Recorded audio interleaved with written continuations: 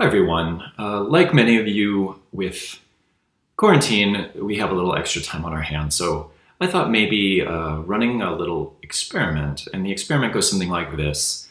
When I released Two Californias, I thought that I would write a bunch of blog posts that kind of gave information on the storytelling, on things I was thinking about, a little bit of autobiography, a little bit of cultural information. But now what I think I'm going to do, at least today, is read the shortest story in the collection, KS, and then put on screen a couple tidbits or factoids of info that might be useful in just opening up the story a little bit more. It's a historical story insofar as that it's set in 1993, and that point in time is important, so extra info seems helpful. I'm in my lovely office, and I've got my much beloved Wayland Yutani sweater on, or hoodie, building better words, and I guess it makes me feel a little bit better about things. So, this is KS. Dizzy peels back the shoulder of his Angora sweater, revealing a red-purple patch of skin to RJ, who is sipping the last of his Coke from an Arby's cup. Media's viral darling, quips Dizzy. In the flesh. It's 1993.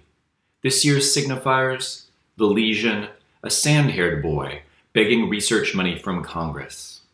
In the boy's suit pocket, a small plastic monkey, an anti-anxiety charm. Dizzy calls this first one his imaginary friend. No better evidence of bodily decomposition, ethical turpitude. Scored like a sewer grate, like a barbecue burn, open as a mouth. I'm like so popular, he says, Valley Girl style. RJ listens to himself, sucking up air with a straw. Even a closed-mouth smile would humor Dizzy. To show shock would be to harden what need not calcify. Dizzy's been asymptomatic for a long time.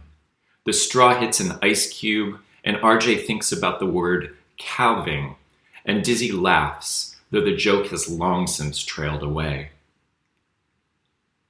A few days later, with the first still in what Dizzy calls royal thrush, the second appears. Dizzy draws a 5-pointed star around it. To prove his good health, he touches his toes, calls Seville to schedule his weekly Turkish lesson. Once there, he makes her teach him nothing but spices.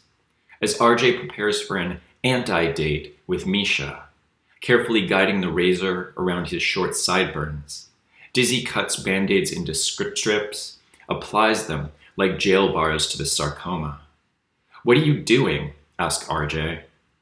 If one gets in your liver, replies Dizzy, it probably is colorless, don't you think? RJ says, I think tomorrow I'll make us pancakes. Like you're coming home tonight. Of course I'm coming home, says RJ. That's his plan, to stay close. You're never coming home, you breeder, says Dizzy. Watching Dizzy trace the lesion's scabby ridges, RJ says, You know, we still have blueberries.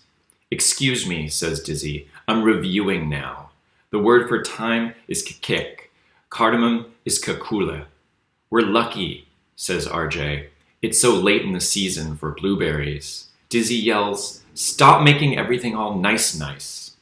RJ flops belly down onto the bed. Whatever, he says. His fingernails need trimming.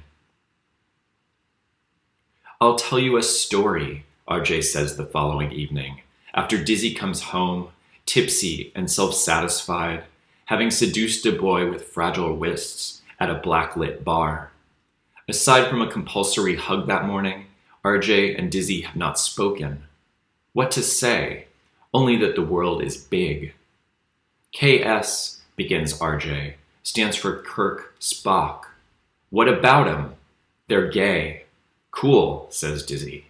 The apartment smells of microwaved popcorn.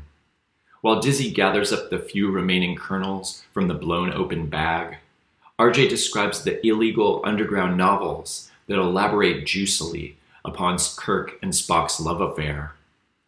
Do you remember the one with the deadly flying amoeba? Asks Dizzy. They look like my imaginary friends here. He taps his shoulder. And equally evil. Not evil, says RJ. Just misunderstood. Not evil? Until the end, says RJ. Kirk and Spock couldn't figure out that they were simply starving.